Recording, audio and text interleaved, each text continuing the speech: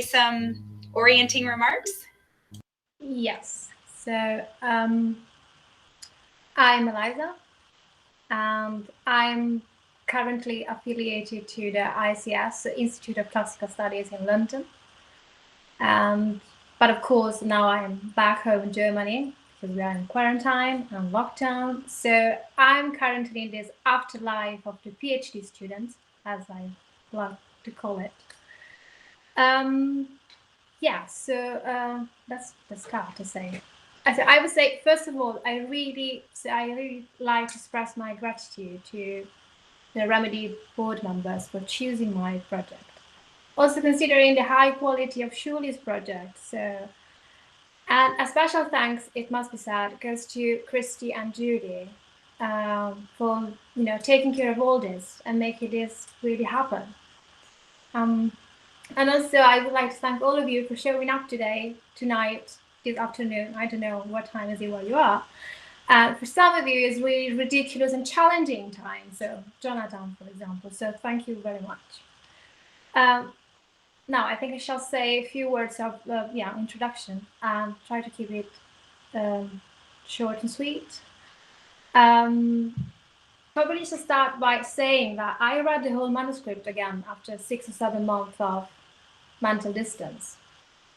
And apart from finding typos still, which is very annoying and for which I beg your pardon, but I really attempted to look at the material with a fresh eye, if possible, like an external observer. And I came to the conclusion that if I were to distill the essence of this project, I say that it is about stories of women's body, stories of women's sexual and reproductive body into the cultural context of health and well-being in the 6th century Christianity. And for me, the key word here is really well-being. So I try to look at stories of women's physical, emotional, mental well-being in relation to sexuality and reproduction, but also beyond that, which brings me to two considerations. One is, I reckon that the current title is not working for a book, but it is also why I think it was so important to me to, I really sticked to it. So important to use the WHO working definition of sexual and reproductive health for the dissertation title. Because I really wanted to make it clear that I'm not interested in talking about sex. So I'm not interested in talking about sexual practices. I have nothing against sex, but I want to talk about the other side of it, so the well-being thing. And I think that which brings me, I think, to the main research question of this dissertation, which I think is, what do actually medical narratives of women's sexual well-being, have to do with hagiographical narratives of penitent prostitute and, female martyrs? Well, the answer, which is also, for me, the main outcome of this project, is that, and also to my surprise, I may say, because when I started this project, it wasn't really, the outcome wasn't really forcing. I just thought I saw a pattern, and I said, let's go down this path and let's see where this path will lead me. So I think the main outcome is that stories told of women in medicine in the 6th century reflect the same discourses possibilities that hagiography did.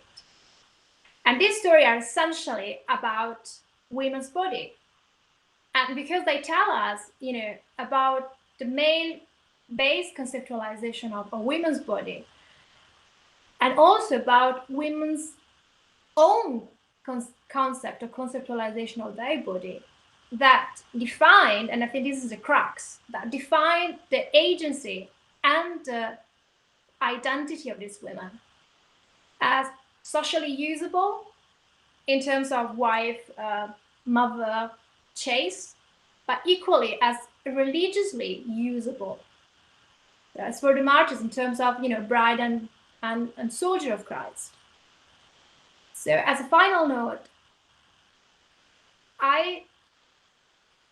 I'd like to go as far as to say that these narratives, as my, one of my latest reflections, they help us to investigate them beyond the limits of history. So in my case, beyond the limit of 6th century, because they allow us to investigate them from a bioethical point of view. I mean, they tackle issues of sexual violence, well-being, sexual right, whatever, that are really, resonating with our modern public today. So from a point of view, a bioethical point of view, but towards, and I think what concerned me, towards a history of global health. And I think here I stop, and I'm really looking forward to hearing what you think. Thanks, Eliza. That was great. All right, Julie, do you mind starting us off? Sure, yeah. Am I properly unmuted? It looks like yes. Okay, great. Yeah, thank you so much. I really enjoyed learning from your project, and I'm really excited that now when EDIUS makes very occasional cameos in my work, I can point people to your work for some up-to-date information, which is great.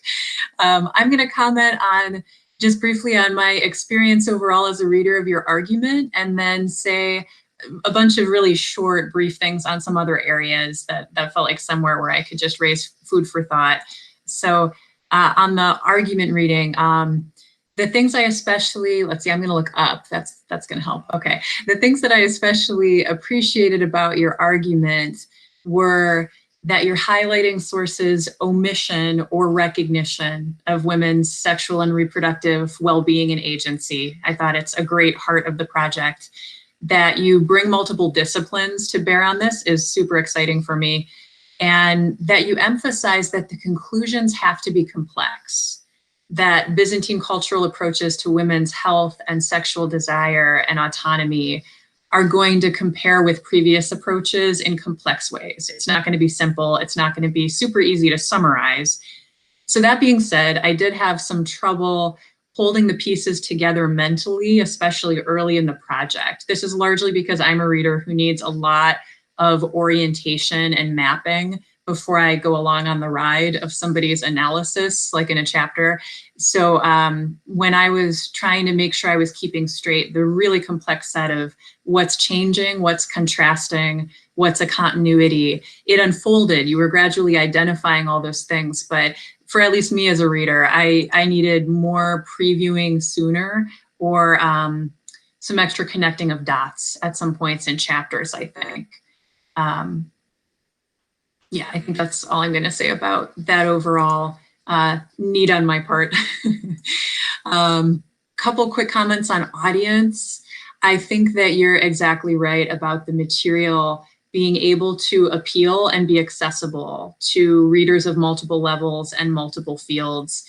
Reading as a religion and theology person, I had a few ideas for how you could nuance statements about what's in the Bible and possibly adjust tone in a few passages with religiously diverse readers in mind. So I'm going to put a few things about that in my written notes, and then take it or leave it. You can see if the ideas I have fit your aims well or are just sort of missing the mark of what you're wanting to do. A few thoughts about terminology, and to answer one of your cover letter questions. I, for one, think that yes to giving at least a little accounting or defending of the categories that you're choosing, especially if we're going to use modern ones for pre-modern material. I think that it does make sense to do a bit of explaining about what your categories are. Our overlapping interests, the things that I think you and I share as interests, raised some questions that I struggle with in my work. I was thinking through, do we each trouble the gender binary enough before starting to talk about male or female anything in the singular? So like female desire, the female brain, biology, male control. That's something that's always a question or issue for my work. So it was on my mind while I was reading yours too. And also how to be obvious enough about when we're each inhabiting and explicating the sources categories versus offering some of our own categories or evaluation. I had occasional moments of uncertainty that remind me of uncertainties with my own sort of ways of expressing things. On the term asexual, so this is like narrowing down to super specific terms. The term asexual, I was thinking about how asexuality is becoming prevalent among today's identities. And I wonder if it would be clearer and more precise to favor some of your other alternatives over that term when you're touching on these really important things about ancient renunciation and moving beyond gender. I really liked phrases like ascetic desexualization, non-sexual women. I think you said something like genderlessness at some point, and all of those resonated a lot with me and with the things that I try to analyze too. So I wanted to highlight how effective I thought they were. And FGM, if you do end up deciding to talk about FGM, I have some thoughts about possible benefits of terminology like genital cutting instead of mutilation, or just expanding your notes that you attach with that part of it. I can tell that you know about a lot of the issues that are wrapped up or that like complicate the terminology choices that we make. If it feels important not to opt for a gentler term, you still might consider flagging the issues a little bit more for unfamiliar readers. So if you do keep it in the project, that was my main thought. I'll share some short notes in the written content on things like updating the term Monophysite to Miaphysite for that branch of the Christian church. And I wanted to say that your discussion taught me that I need to get a lot more precise in my language about fertility. So thank you for that. That was really important for me to learn, because I'm like finishing a book manuscript where I throw words around about that and I didn't know what I was doing. So very last thing that I wanted to touch on is I was thinking a lot about what it might look like to integrate a bit more pre-6th century Christian material, or to do that in a little more thoroughgoing way at times for your claims about contrast and continuity. But a lot of others here today can speak to that too. So I'm going to stop right there and say thank you again for sharing your work with me. And anything that you want to ask or comment back about, we've got a little window of time now. Yeah, Eliza, did you want to respond or have any clarifying questions either to Julie or to the full group? Well, thank you very much. Maybe two things. So one, thank you very much. When you said that you have some idea about some example from the Bible, that would be great for me, because I'm thinking as well about more examples from the Bible. So it would be benefit me enormously. I like to point about the asexuality. So for me, it was important to use this, the Greek idea of alpha privative. So what something that's not sexual. So there was the reason why I put a as an / sexual. And I'm thinking as well too, I'm re-elaborating this paragraph as the idea of the behavioral adaptation. So it's still in my mind. I'm figuring out how to say that. So thank you very much. As for FGM, that was something I want to say, because in my original draft, there was 2 pages or 3 pages more, also with parallel to the modern time. But one of my external examiner thought it wasn't a good idea. So I don't know. So in this country, so in England we do. Well, it's not in this country now, but you know what I mean. So in all of that, so in British system, so you have, I got a minor correction. So it was like suggesting what to do, and they really, well, it was made clear to me it's better if you just cut off now these 3 pages, but they were very important to me. That's why they were, now emerging into an article. But it's, it's interesting to me now even more that you as a reader, so you do think, well, you know what, I would have appreciated some parallel. That's what that makes it all more confusing in a matter of sense. And then the other side is like, in the end, it's down to me to, decide. So, but thanks. Really, thank you very much. Molly, you're shaking your head, so it seemed like you might have views about the FGM as well. I can't see Molly, that's why. Oh, hi, am I back? I'm here now. Yeah, I'm completely in agreement with Julia here. It's one of the transition moments coming from dissertation to book is that it's your show now. You don't have to please those 4 or however many people on your committee. We're free. Do what you want. And I think that something I kind of got reading your manuscripts is I felt some tension between you and committee members. Like it felt like some of what you were doing, yes, because we've all been there, right? That's the dissertation experience. You don't have to do that anymore. So I completely agree with Julie. I enjoyed those parts. I wanted them to be there. I don't think it's responsible to discuss clitoridectomy without bringing up FGM, and I'm going to anticipate my comments later. I'm so sorry, this is long. But I think, too, you, in a footnote, mentioned intersex people in the context of a citation. I think that should be in the main body of the text. It should be brought up early, and it should be integrated in your discussion. I felt like you wanted to do that, and I support you. On behalf of the intersex readers, too, because this is about inclusivity as much as it is accurately representing your texts. Right, so I have more to say later because that's my job, but I just wanted to pat you on the back and give you an atta girl. Do that. Great. Yeah, I had the same impulse about intersex too. So I think we all, the readers, are agreeing with you, and maybe not your dissertation committee. Anyone else want to piggyback on anything that Julie said? Could I jump in? Yeah, with the FGM stuff, I thought, since it was so thorough and since it gave such a broad historical survey, I mean, even past the 6th century, you started to get into the 7th century and Islamic medicine. I felt like some of it would be better as an article, and then if you do include it in your book, you can just cite back and say, "See my discussion here," you know. But it sounds like you said you were turning it into an article already, so I look forward to reading that. Anyone else? Julie? Any last?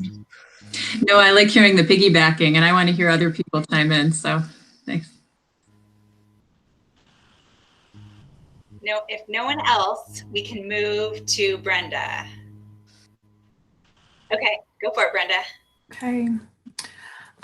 So first I'll start by saying that I wrote everything down for you, which I will be sending to you, so you don't have to worry about, you know, everything exactly, writing down notes and whatnot. I will also say that I thank you for the invitation to participate in this, even remotely, and the platform is providing me with captions, which is helpful because this sort of form of professional life doesn't work for me with a hidden disability. And because of our subject matter, it's giving me incredible captions. So I'm not sure how much back and forth I will be able to participate in, but we'll do our best here. So I want to start with a caveat. Your manuscript is interesting, it's informative, and it's important. Anything that I offer to the discussion is meant to indicate my positive support and to enhance what good work that you have already done. Anything I suggest is merely an opinion. As Molly noted, you're not a student anymore, and you only have to answer to yourself, and I suppose editors, but at the end of the day, you can ignore them too if you want, you know, whatever helps you sleep at night. So what I thought I would do is I want to address specifically what I was asked to do, and then also your questions. So what I understood the argument of the book to be, and I'm using layperson's language, is that Aetius is a gynecological game changer, and that this is evident in 6th century hagiography and martyrologies. In terms of strengths and contributions of the piece as a whole, I think there are 3 strengths and contributions that I've identified, and one is the medicalization of St. Mary of Egypt's ascetic endeavors. I think that the chapter on desexualization is a great contribution. A second strength is the highlighting of menopause as something that is worth analyzing in late antique, early Byzantine source material. And I had to just set down the manuscript and sigh a sigh of contentment that anyone was even recognizing the most invisible portion of the population of women. And then I think a third contribution is that you've provided a fascinating exploration on female health, and you've excelled in professional treatment of some very difficult material. So in terms of the specific questions that you have, shall I delete the description of the WHO categories? My answer is no. I thought it was fine and I thought it was necessary. Your analysis of late antique texts is dependent on contemporary understanding of terms like well-being, terms that, and Susan Holman can address this better than I can, but I just can't imagine John Chrysostom talking or being concerned with well-being as we understand it, right? And so I think this is one of those times when those caveats are important. So though I'm saying I think it's fine and necessary to use those categories, I think you might want to reflect at a slightly greater length on the limitations that those categories and methods present when applied to texts written by those who likely would not have thought about them the way that we do. As some additional comments on the intro, I would weave the 4 research questions that you seek to address into prose rather than as a list. You can list them, but it's just homelier for the eye, I think, for the reader. And then I have a few other sort of little detail-y kinds of things that are less interesting. You didn't ask for specific questions on chapter 2, but I would like to be bold and point out that one thing that you wrote on page 49 was, but as of yet, no one has built on methodology and conclusions of these studies to use medical and hagiographical texts as data for cultural contexts of women's bodies and sexualities. And I happen to know personally an author who has done that. And here's her book. And I'm happy to send it to you in a PDF form if you want, but it might be useful for you. And I have an article too. So that might be a good idea to go tonight. It might be helpful for you.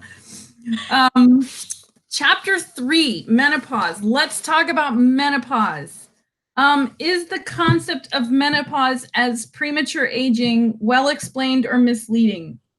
No, it's not misleading, but I would love to see you expand that section, especially since you're using WHO categories in light of contemporary medical understanding of the onset of menopause and how it is supported in the text.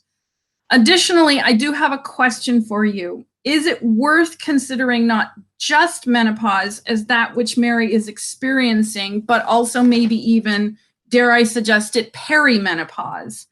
Medically, this perimenopause can be just as challenging, if not more so, for women, and includes, to your precise point, a lessening in sexual drive due to the decrease in estrogen and loss of sleep, which I think is an interesting sort of link with sleep as a standard method of ascetic activity.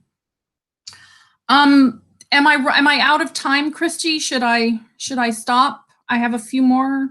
Go ahead. Just go. Go ahead. Okay.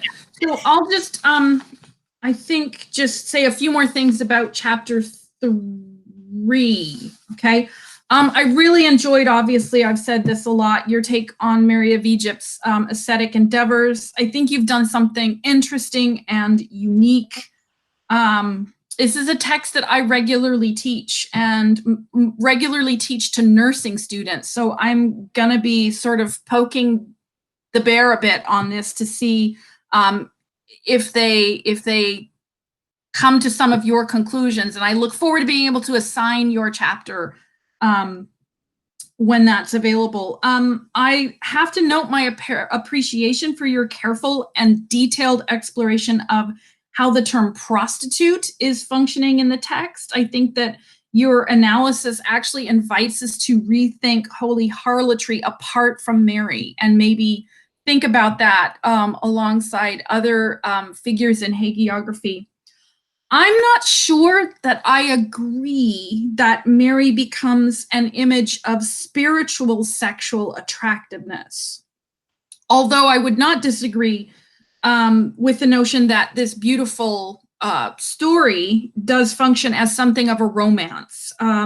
This is not a disagreement that I have based on personal piety, and perhaps I'm naive, I'm likely naive, but I do read and I do kind of sense, and I know sensing something about a text is very unscientific, but oh well. I do sense a strong affection between them, to the degree that it does operate in my mind like a love story, but I guess I'm just not quite convinced that Zosimus sees her as an object of sexual desire. And I don't, first of all, I could be wrong. And also, I don't know how important, that is to you for that chapter. And then the last thing I just want to say is, when you ask, would it make sense to add hagiographical material from the 7th century to enlarge the focus? I agree with Julie's comments about a little bit more foregrounding. I think if you were going to go in any direction, I'd go backwards, but backwards in time.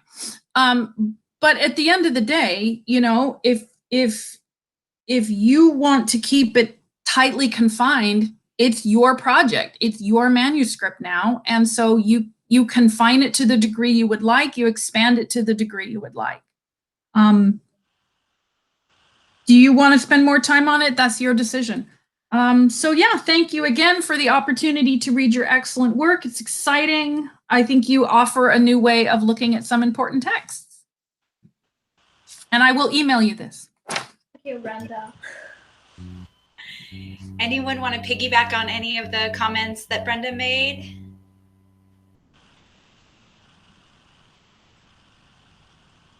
If not, let's go to Molly.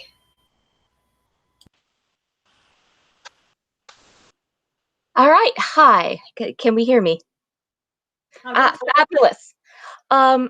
So first, my two main things that I liked and that are working for me here. First, your range of sources, both in time and genre, is seriously impressive. The fact that you are working with Hippocratic authors and Karaton Greek novels.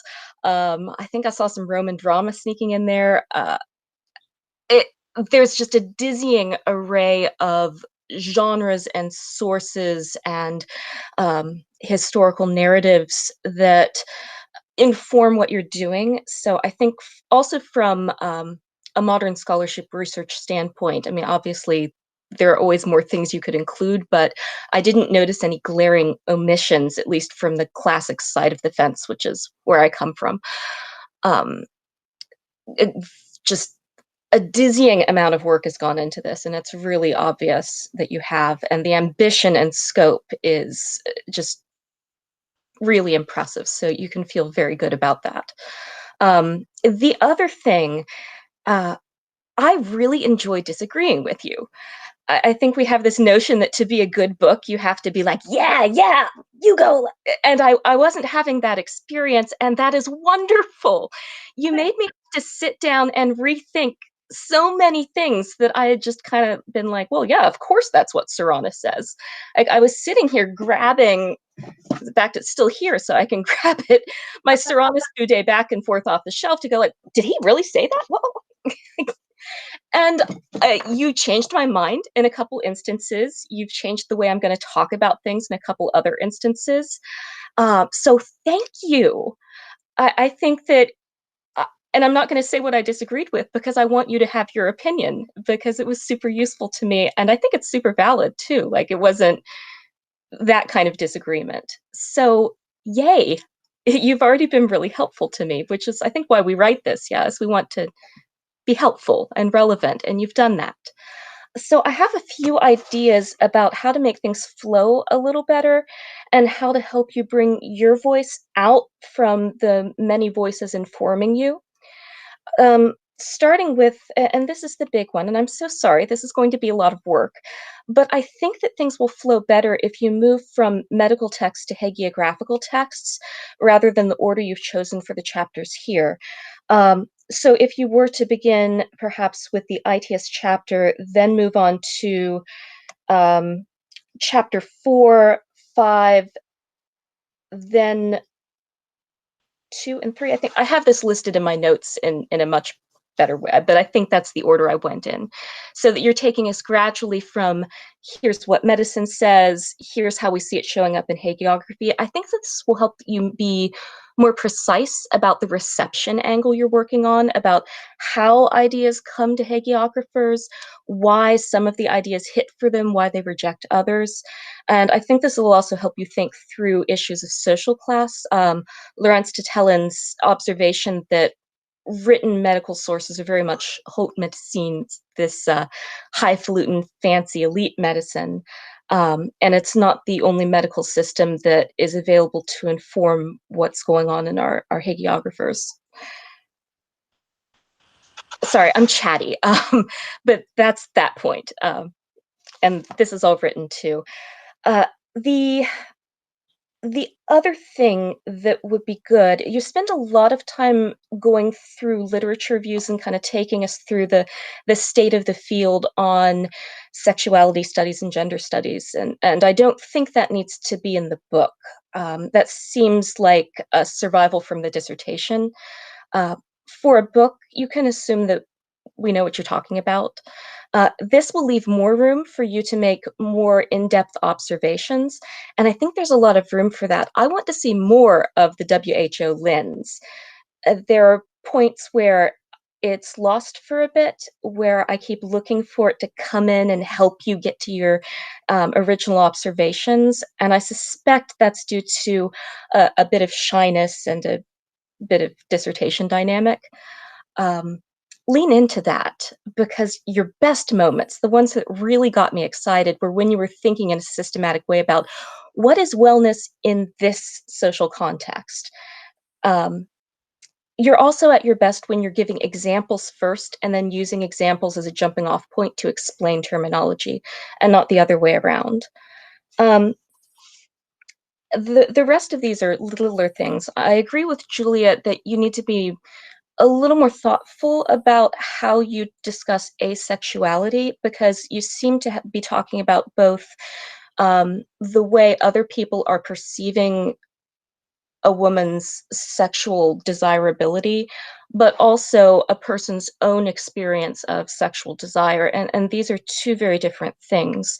And as someone who identifies as asexual, I found that a little jarring to read through, because I couldn't tell quite what point you were making at any given time. But I think that's easily fixed with a little time spent reading stuff from the asexual community, and then applying that to what you're doing in the book. And I think it will further bolster your arguments. It doesn't change anything, it'll just make it better. The other thing, and this is a very micro point, you're citing Holt Parker because of the recent his recent conviction for an arrest for child pornography. That is an author you may want to consider putting some caveats in when you discuss, or perhaps relying on more recent authors for your systematic basis approaching gender and sexuality in the ancient world. Unfortunately, I'm cut off from my library, so I don't have any great alternative bibliography offhand, but I have some people I'm going to ask and get that to you if you want to use it. And I'm not telling you what to do. It's just, I felt like someone should say it at this point when you can do something about it. And I think those are the big ones. Does that make sense? Yeah. Yeah, but seriously, this is fantastic. And I'm really excited to see what it looks like when it's done. So, I forgot a thing. you promise an edition of ITS of Amida Book 16, but I just saw a table of contents. Is there going to be one eventually? Please say yes.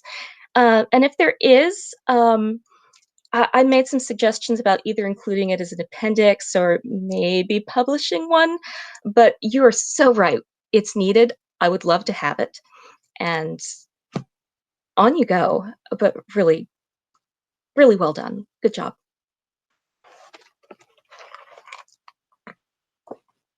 And that's it. Yeah, Eliza, did you want to ask for any clarifying questions or respond or start a conversation?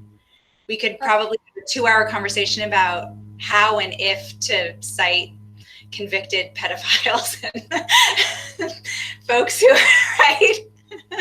Well, thank you very much for that. About, I need to think about it, really. So I didn't know it, to be honest. When I wrote, I didn't know it at that point. So yeah, like not everybody does, which is why I thought, like, I'm still studying too. So ignorance probably, but I didn't, So, yeah, I got it. So, but please let me know the points, so the focus where you disagree. I really would like to know what is it, because I think it's very important to me to know, if you can write it down, or I don't know. So maybe now it's it's gonna be too. Oh, it's fine. The biggest thing is I'm not entirely sure I see where your distinction is when looking at ITS's use of clitoridectomy as non-routine and non-therapeutic. It does seem that he's suggesting routine treatment in order to prophylactically treat what I think you're accurately describing as a cosmetic defect, rather than, although I think he does talk about sexual stimulation too. So I don't know that I was entirely convinced by your take that ITS is fundamentally rejecting FGM entirely. But I did appreciate you drawing out the distinction and difference between the way that the Serranus branch treats the topic. That is where you moved me. But I think that's also my locus of confusion and hesitation. Because I thank you very much for that. I appreciate that, because I do think as well that this chapter, this paragraph, needs more clarification, and maybe it's just I have the feeling that it's just more about to reorganize. Also, table maybe comes later. I don't know. I also needed to reorganize the argument, because one of my external didn't like me the idea to talk about FGM. So that was kind of, just try to fit it for, for the submission. And I'd be happy to look at it again if you want other eyes. Like or not. I like no pressure to. No, something that needs to be more clear also to me, because I don't like the way it is now. So it's definitely. Yeah. The last, there was something I put in here. Yeah. So the point it's very interesting for me, guys, to talk with you, because sometimes your comments are completely the opposite of what I got from the externals, and so what I felt everything is wrong, and then you say no, actually it's a good idea. So everything when you say that you would have liked to see more about the link to the WHO. So I think the places, so the top point in the dissertation where it feels like something is missing are exactly the places where originally that was my link to the WHO. But I was told that it was misleading to refer to this link in the corpus of the dissertation. So I really, cut it, because in the end, when it's about really to submit, I also, to encourage to say, don't do it. Don't start now like a quarrel, because it doesn't make any sense. So that's why it's so precious for me now in the moment, really, all the comments, because it made me, think, I don't know, that's more perspectives, perhaps. We've all been there. I think all of us have a dissertation committee story that is exactly like that. And I think we're maybe still recovering from it too, yes. But, so yes, I'm done, sorry. I'm just, but thank you very much, Molly, it's great. Oh, thank you, it was a delight. Okay, I think we should move on to Young.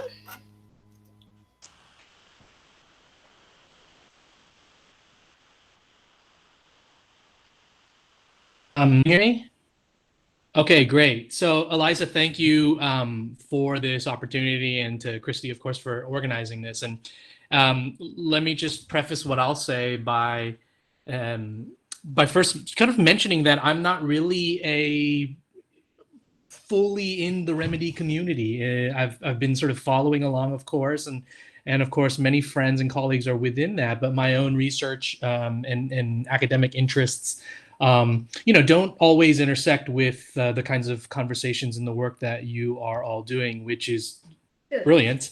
So in that way, I think my reading of your thesis will offer you a nice perspective as a kind of outsider. So I'll start by saying that the thing that really got me excited as I was reading your thesis was precisely what others have been saying, is that the idea of taking the World Health Organization sort of definitions and descriptions of what constitutes sexual and reproductive health, I think that's what was really interesting to me. And I think it also has a great deal of potential of making your book more widely interesting than to just within, let's say, our community of scholars. One thing that I think you could do with that WHO definition, which is something you may have done and just taken out because of the advice of others, is I would really like to see how the definition that is sort of on the web page now, let's say, how that itself may have changed over the decades since the establishment of the WHO. Only because I think what you really bring out well in your discussion of ITIS is that there are sort of changes in how one or a community or a tradition defines what is well-being.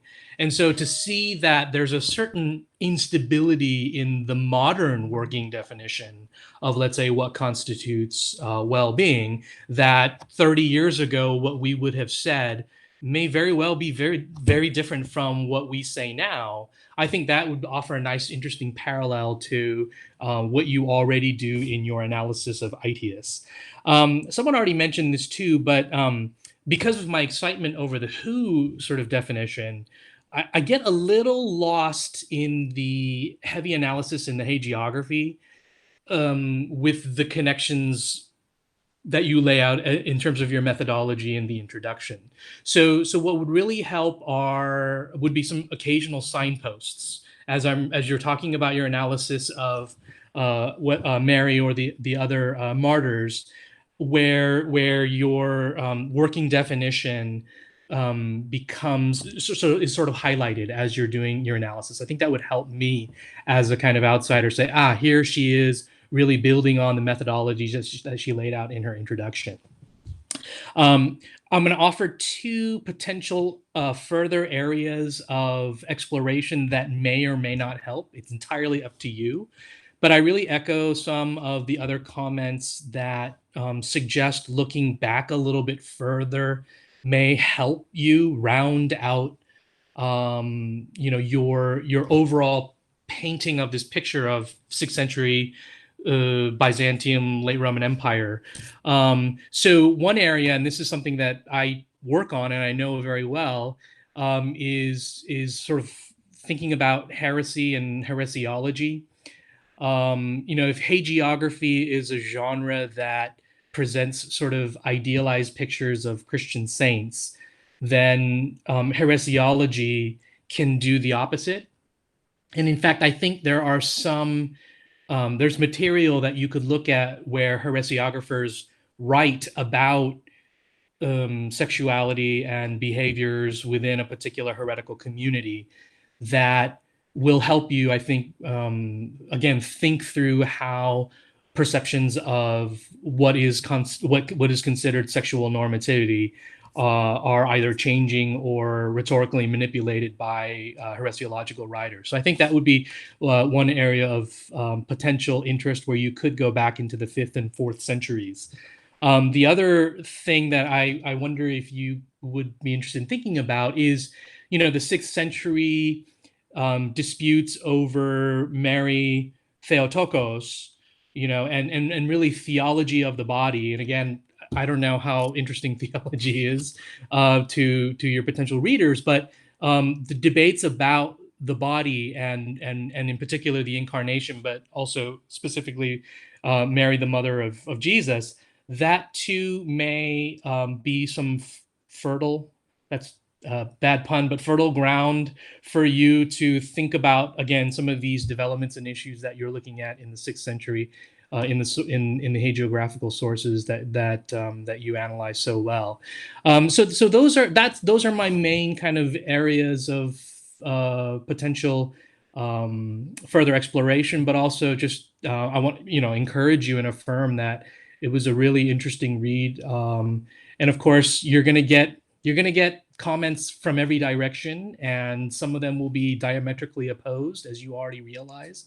But again, affirming what others have said, this is you and your project, and so how you want to present your research, that's where the buck ultimately stops. And so I hope you really gain that confidence. And that was something that my dissertation advisor had always tried to instill in me, that I struggled with for many years after graduating, was you are a scholar. You're here, you've made it.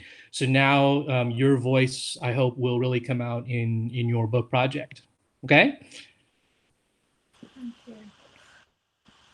Great, thanks, Young. Anyone else want to piggyback on any of Young's comments, or Elisa, did you want to reply?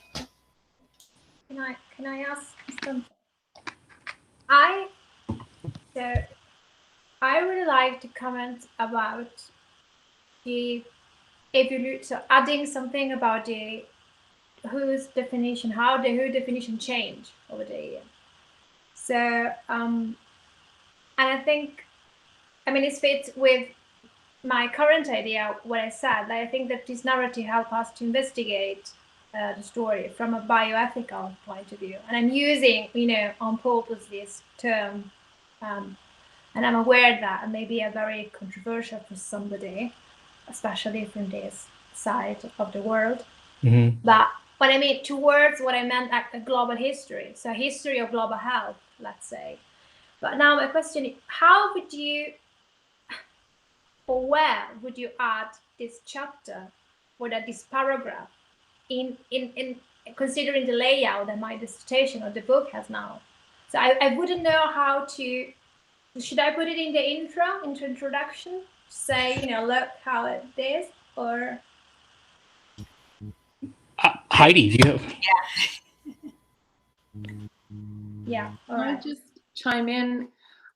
My impression, and I'll give you some other thoughts later if there is time, about restructuring. But I actually think that you introduce your dissertation at least twice.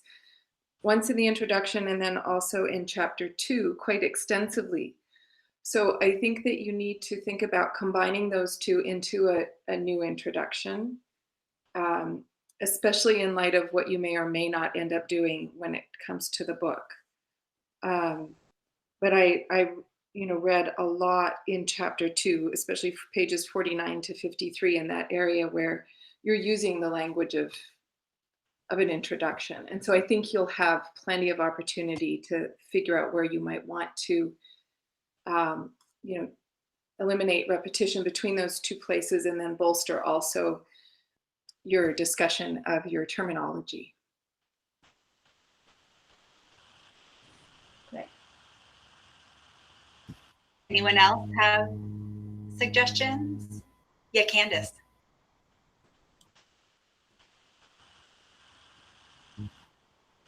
You hover over the bottom, a bar should come up, and then you can unmute.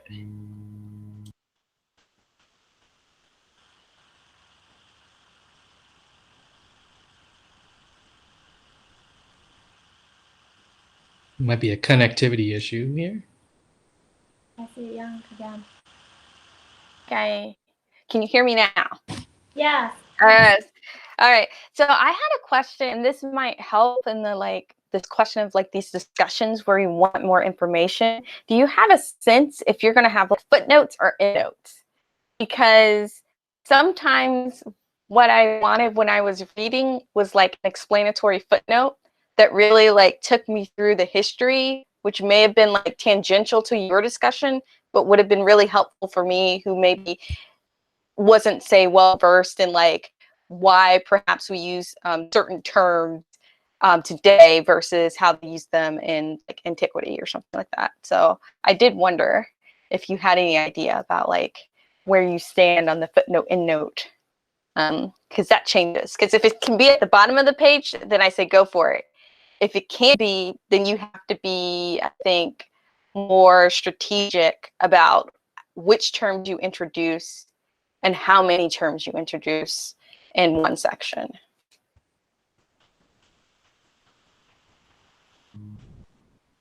I'm team footnote. Yes, me too. But also, I'm team explain things in the body, Yeah. definitions and categories. So Yeah.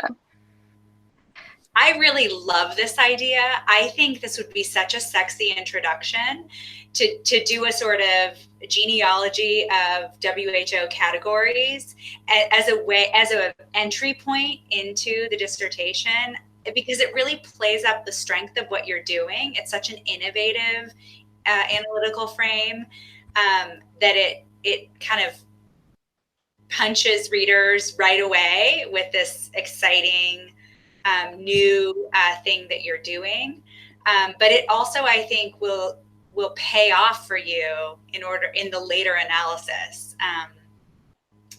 So I like it as a rewritten introduction, and I can't remember who said it earlier. Most dissertation introductions are just proving that you've researched the literature, the previous scholarship, and that just most of that needs to go. So I think for all of us, for every dissertation. So I think it would be a much sexier way to open the whole book. Anyone else want to jump in with preferences? Susan, yeah. I just want to add, yes.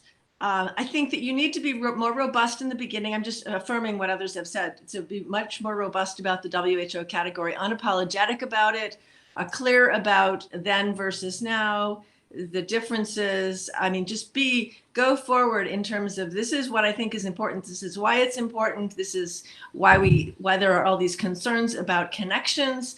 But then don't stop there. I mean, you need to set people up for that. But then throughout the dissertation, throughout the book, it needs to come up again and again, maybe even in little bits and pieces. You need to show how this fits into this topic and that topic, because otherwise it's going to seem out of nowhere. Mm-hmm. Okay, we should probably move on to Jonathan, unless anyone has a burning desire to say anything else. Okay, take it away, Jonathan. Sorry. Okay.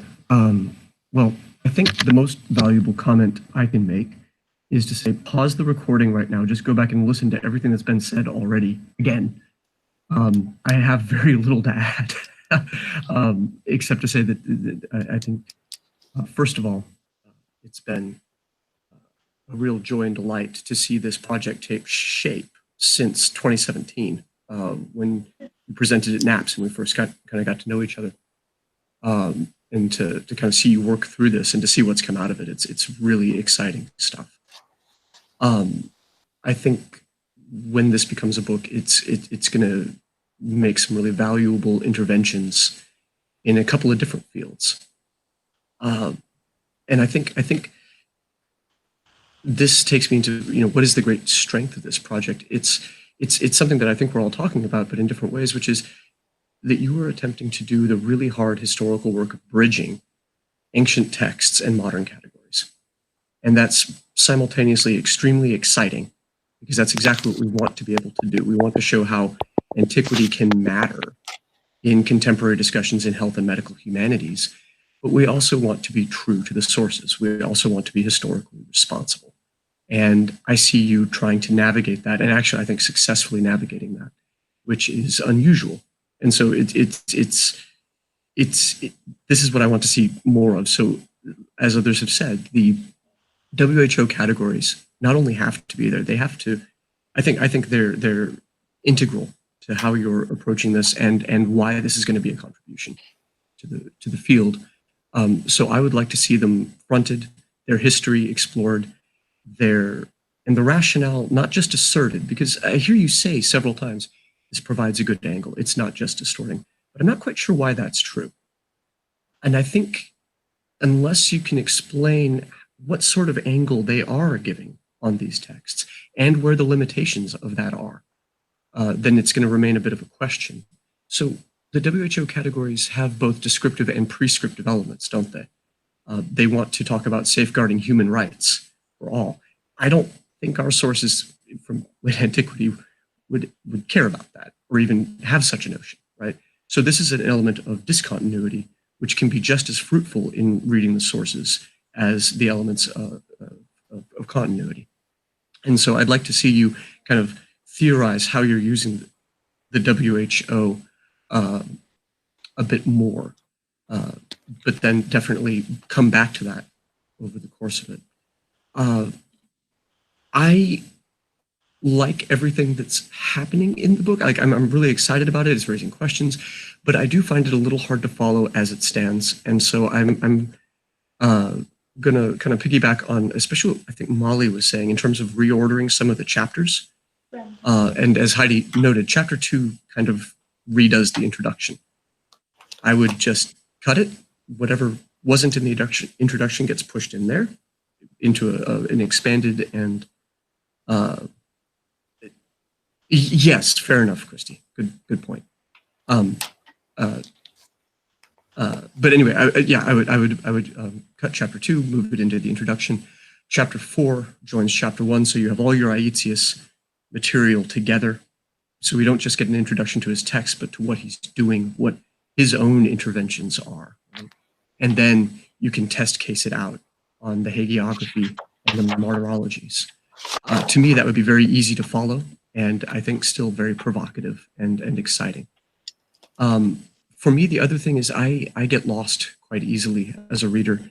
And so I would find more signposting and section titles perhaps within chapters, very helpful. So for example, your section on FGM, once I figured out why I was there and where I was, I thought, yeah, this is really good. But it was as though I'd gone down a path and I didn't realize where it was going. And then all of a sudden I'm in a very different place. And it took me a while to kind of reorient myself. Whereas a section title would have allowed you to make that transition very easily and your reader to make the transition with you. I think to affirm keeping it in, but just helping your readers along, assume that we're easily lost, because some of us like me are. That would be my biggest suggestion in terms of organization for this. The other angle, if I can come at it from, is maybe more a philological angle, which is to say that the attention you give to the text of Aetius is incredible. You have collated manuscripts, you've put together a text. And that's really an outstanding level of work. I don't see the same level of attention given to the life of Mary of Egypt or the Syriac martyrologies. You rely on the Patrologia Graeca for Mary. I get that. We don't really have much else. But it would be good to see kind of some of the attention to the text, the same level of care for the text and its history applied to the hagiography as is applied to the medical literature, so that evens out. To me, it felt a little uneven. And I can send you some suggestions on maybe how you might want to do that if you want to do that. But I think it would only strengthen and add to what is already a very strong project. And then finally, just a second, Molly's request, can we definitely get the text of Aetius either as a separate edition, which I think would actually be a really good idea, or, well, no, and and a translation, because I bet you've got a translation that you have made, that you've undoubtedly prepared for yourself. Put that in as an appendix. I love having text to work with and being able to flip back there so that it'll make your really intricate discussions of Aetius so much easier to follow if I can then just go read, just flip back a few pages and go, oh, yeah. For me, that's really useful, and I would love to see that in. I think it would also be a good selling point for a book, is to say that this provides a translation of Aetius Book 16. Those are a few thoughts for you, but overall, really fantastic work, very exciting. Thanks, Jonathan. Eliza, did you want to respond, or did anyone want to piggyback? Oh, I agree with more or less everything. I also agree, and fair enough. I need more, my biographical text needs more philological attention. It's very true. It's just, it's just the way it is. I think it makes a good point. And also, I understand the signposting. I understand that I need to, to guide the reader, read more, guide that. I was a bit, in the end, I end up organizing the chapter the way they are at the moment. Because I was afraid that putting like medicine first and geography afterwards would have, result in two blocks. And what do the two blocks have to do with each other? That's why I think what I said at the very beginning of that, I reckon that the main, so the research question for this book is what do actually, medical narrative to do with geography. Yeah. But I do like the idea. I think that's also, an introduction, putting introduction and chapter 2 together and I really love, so thank you very much to the idea of genealogy. So the evolution of WHO, I think is going to help me to bring all together and maybe to be less afraid of speaking out what I think. Right. So thank you, Jonathan. Well, and just to say, along with everyone else, your two examiners, for all intents and purposes, they're gone, right? You get to say what you want to say to a whole world of readers who aren't going to pass or fail you. They're there to read, to learn, to disagree, to spark a new conversation. And so you should, in the words of Outcast, come provocative. You need to, yeah. So, Andre 3000, I think. You get to say what you want to say, and it should be something that takes a stand and is a bit more dangerous than a dissertation can afford to be. So please do. I like the way, Jonathan, you just said that it's more dangerous than the dissertation. I feel like the dissertation is trying to accomplish something. They're testing you on your expertise, and the book is trying to accomplish something else. It's to start conversations and be exciting and lively. And so I think you can feel free, not just, rejecting them, but seeing this as a different beast. This is it's trying to do something different.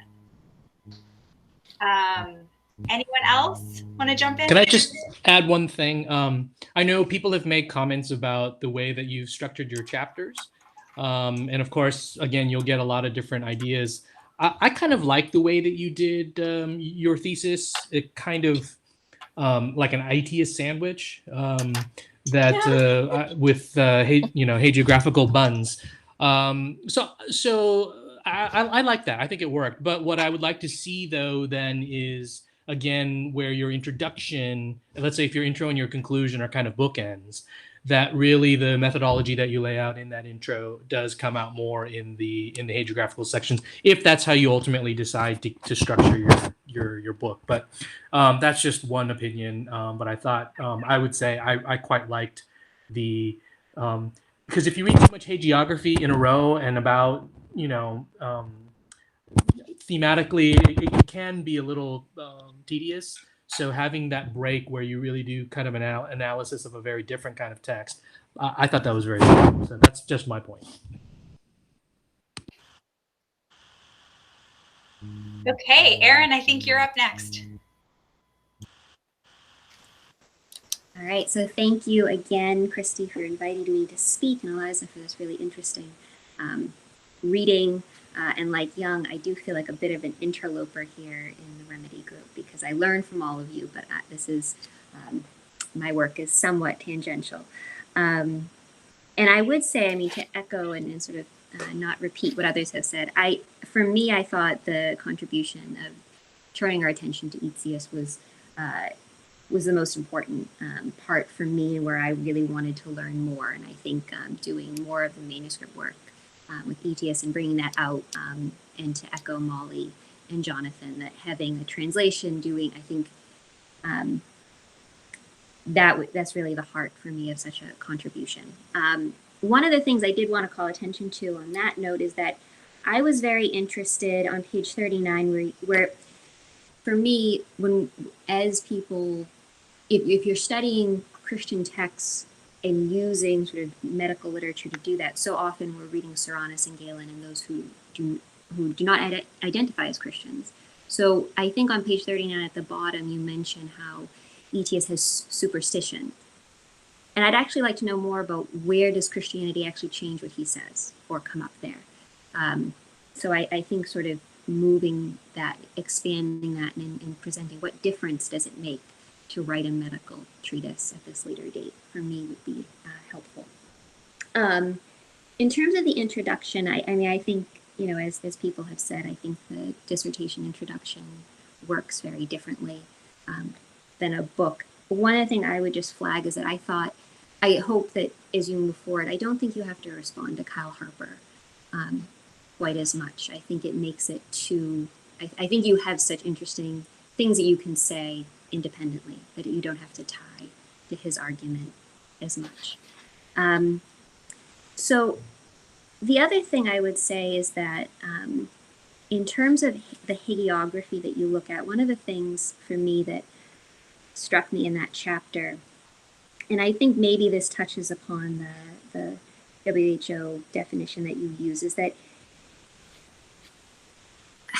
to make a comparison and to put medical literature in a conversation with hagiography, and hagiography, the authors of that literature have such a robust theological anthropology and prescriptive ideas about the body and what ultimately the body is in light of the incarnation and in terms of the end of human experience, that I think I needed more texture on how that, I mean, I guess their concerns and how that actually fits with medical literature, which has a very different, or is operating on very different concerns. So I think for me, that would be one place where I just wonder, because these are representations of women versus actually talking about women's bodies. I guess that was one place where some of the hagiography, I was just wondering to tie that in a bit more. And I think, I mean, the rest of it I have sort of written out, but I do think for me it was kind of being a little bit more robust about the ascetic nature of the hagiographical text and what is that doing to the presentation of gender, and how does it ultimately fit with the medical literature, which I find, I often try to use medical literature, but I do think sometimes there's a bit of a gap that I needed more connection with. So thank you, and I'll leave it at that.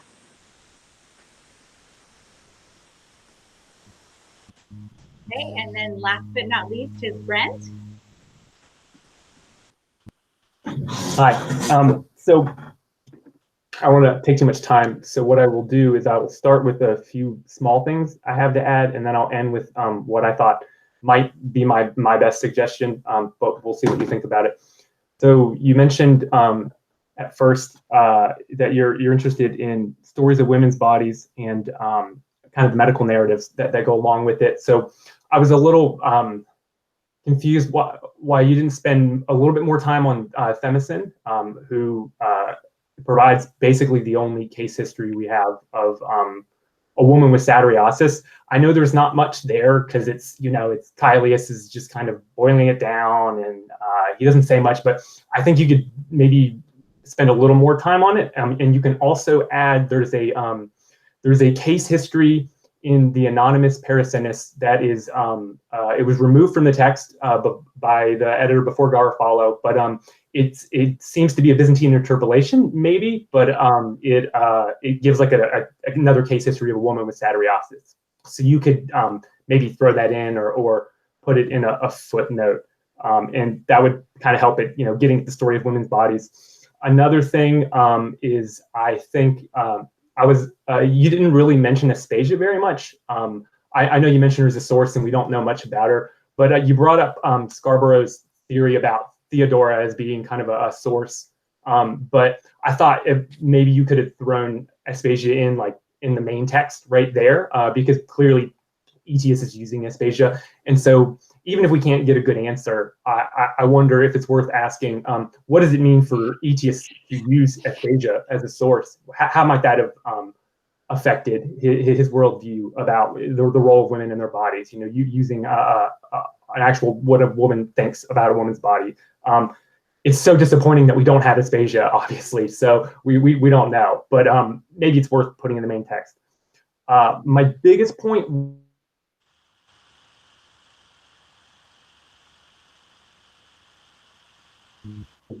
Hard to follow. Brent, hold on, you froze for a second. Can you start back? My biggest point. It was really dramatic. Yes, please. My biggest point was about chapter 4. I thought that it had so much expository information that it was a little difficult to follow, and I wasn't quite clear about your argument. So the title was Women's Self-Well-Being in Relation to Sexuality and Reproduction, but start from your first sentences, it seemed to me that you started off arguing that the late antique medicine is a refrigerator idea is wrong, which I agree with. But then you kind of moved to surveying ways in which sexual activity was medicalized, and then you also at the same time analyzed Aetius's intellectual milieu through the way that he's compiling sources. And I thought that was a lot to do at once. And I think that maybe making the chapter more sound like a survey would better serve you there, and maybe drop the trying to prove Vivian Nutt and all of those people wrong, because scholars are starting to see that Vivian Nutt was wrong, and that late antique medicine's not unoriginal. Only people who haven't read it would say that. So I thought one suggestion was maybe you could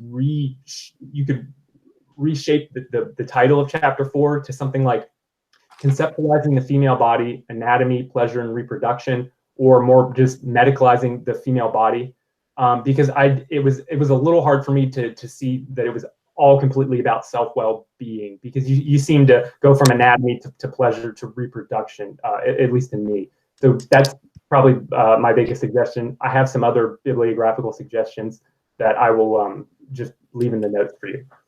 Thank you. Great. Anyone want to piggyback on Brent or Elisa? Did you want to respond? Go for it, Heidi. Could I make an even more radical suggestion about possible chapters or revisions? I'm just going to put this out there in 1 minute. I wonder if you could consider a shorter book with just the conversation between Aetius, medical sources, and then hagiography, because in some ways, chapter 5 could really be a separate article, because Aetius doesn't really appear in it, right? And the argument doesn't quite fit in as well as the other things that you're doing in chapters 3 and 4. So in some ways, chapter 1 would become more of part of your appendix material or footnotes discussing how you work with your source. Intro and chapter 2 would come together as intro. And then the heart of the project is really chapters 3 and 4, but figuring out how to structure those materials in terms of the conversations between medical and hagiographical literature vis-a-vis female reproductive health and well-being, as it's sort of discussed in these array of sources. So that's just a thought for possible ways that you might parse it as you move forward. Brenda, go. Yeah.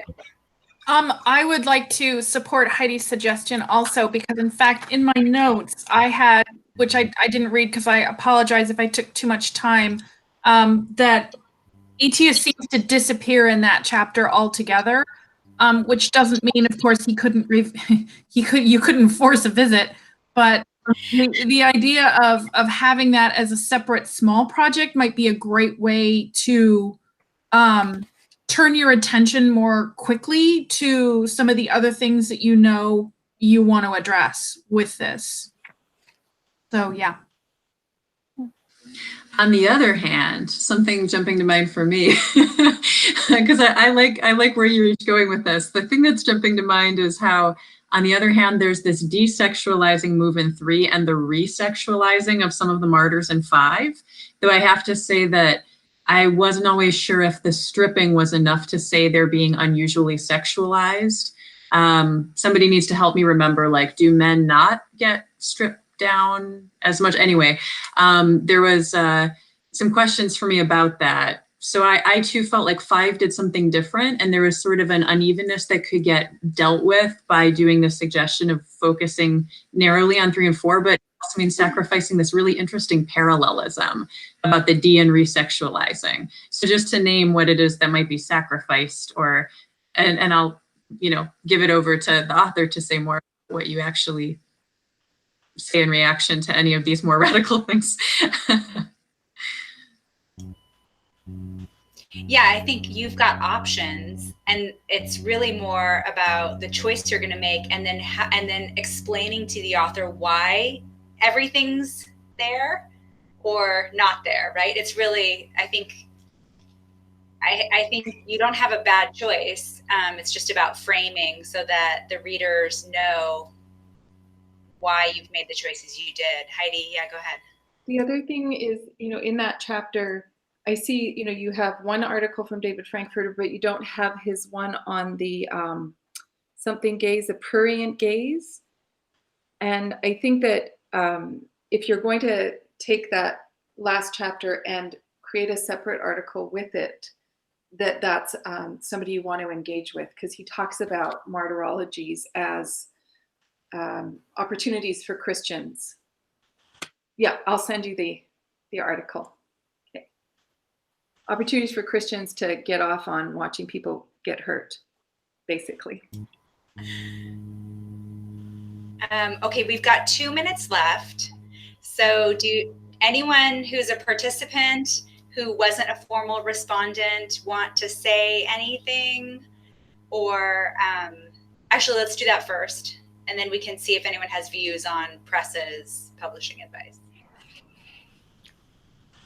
One thing I noticed, but while I was reading, it came to mind, is that like a lot of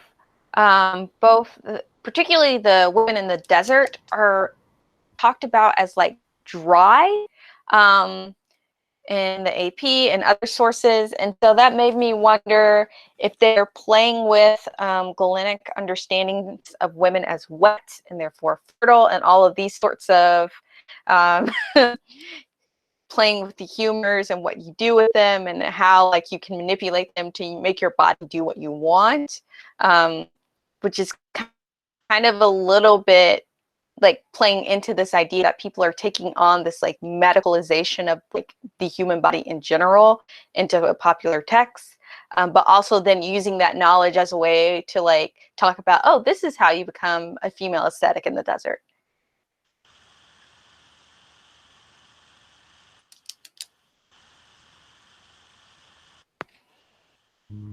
Anyone else? That's great, Candace. I wanted to second something that I think was brought up by Julie and then later Molly, and then maybe Jonathan touched on it.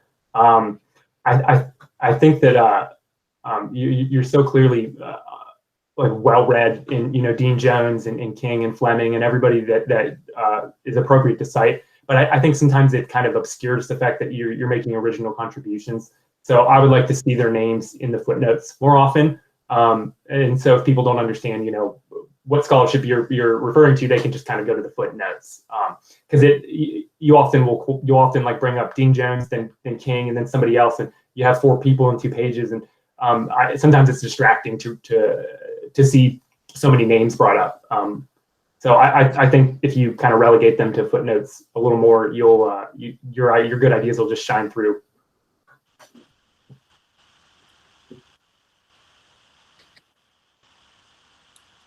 Relegate everyone to the footnotes. That's what they're for. I'm in agreement. Yeah, it clutters.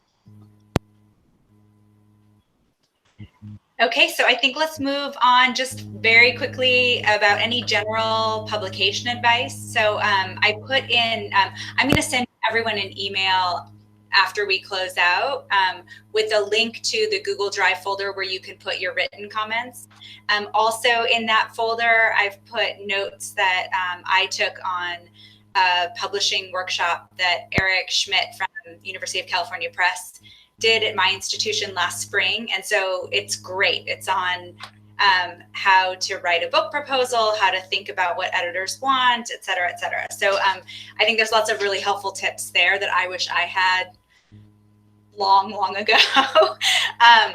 One of the questions that you asked, though, was about presses, what presses we thought might be good pairings. I immediately thought of Columbia University's Gender, Sexuality, Religion series that I think Amy Hollywood is still editing. That was the first thing that came to my mind. And then also, it seems like a lot of people who are doing work like yours are at Rutledge. So Rutledge also seemed to be a press that would like you. Did anyone else have ideas? I don't have a press to offer, but I will say, as someone who's worked with Rutledge for a few years, they're really lovely to work with. And I've had nothing but an incredibly positive experience with 2 different editors I've worked with there. And also, just as we mentioned to Shuli, ReMeDHe will be putting together this series. So yeah, keep that in mind with Rutledge.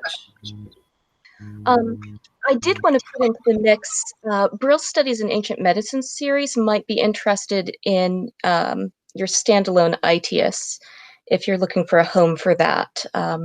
They tend to be a friendly shelter to specialized textual editions. That's a great suggestion. That's a really great idea. I want that edition.